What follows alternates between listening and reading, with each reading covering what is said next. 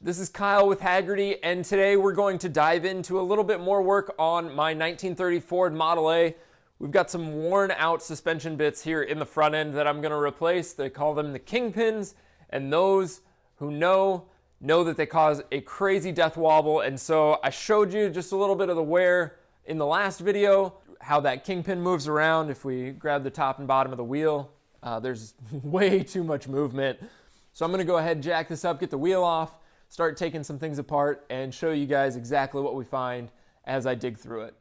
Take the wheel off and start disassembling a few things, get the brake drum off, start on the back side, disconnecting a few of the brake items, and get all the way back to where we can take a look at those kingpins and see exactly how bad they are.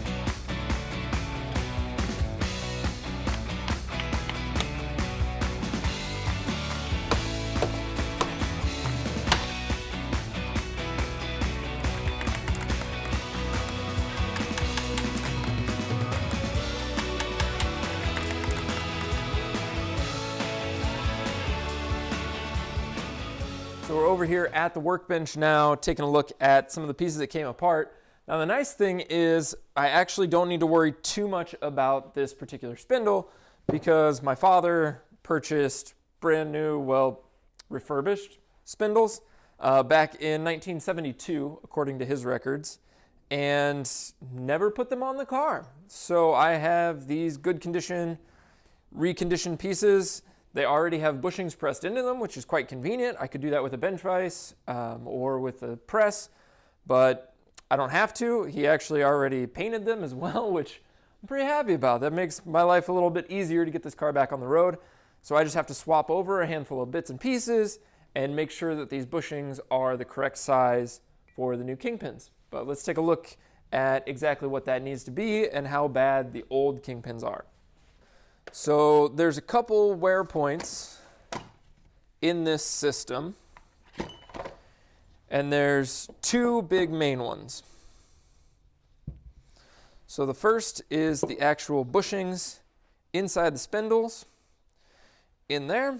Those are going to wear out, and the second is the actual kingpin itself. You can see on this one that it's got some grooves, and I can't.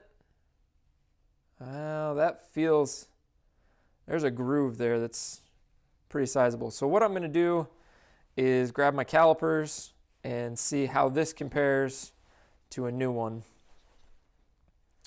And size-wise, let's take a look. If we go over to the new one, 813. This might not, kingpins might not be our problem. And we'll check the center just to be sure. 815, okay. So you can see here I have my old spindle up top and my new spindle down on the bottom. And I got lucky when my father gave me these spindles because it appears that he has already reamed these out to size. And if you're not familiar with that, take a look back through a couple of our Redline update videos. Davin talks through exactly what a reamer is and how it works. But essentially it makes that hole an exact diameter for this kingpin to slide through nice and easily. And so you can see that one is just right, no play in it. And the interesting thing about the reamer for these specifically is you need to have both in perfect alignment.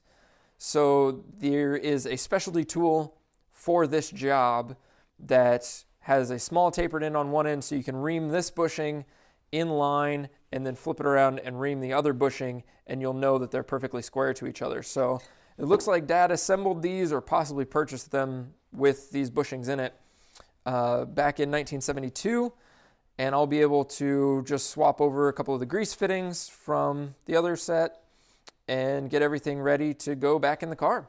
So that sheds some light on how the Kingpin front suspension works. I'm going to do some replacement and start to get some pieces back together, but if you want to see how it goes back together and how nice this drives when it's done, you're going to have to subscribe down below to get a notification for next week's video where I put it all back together and take it for a spin. For now though, you should go out and work on your project. We'll see you next week.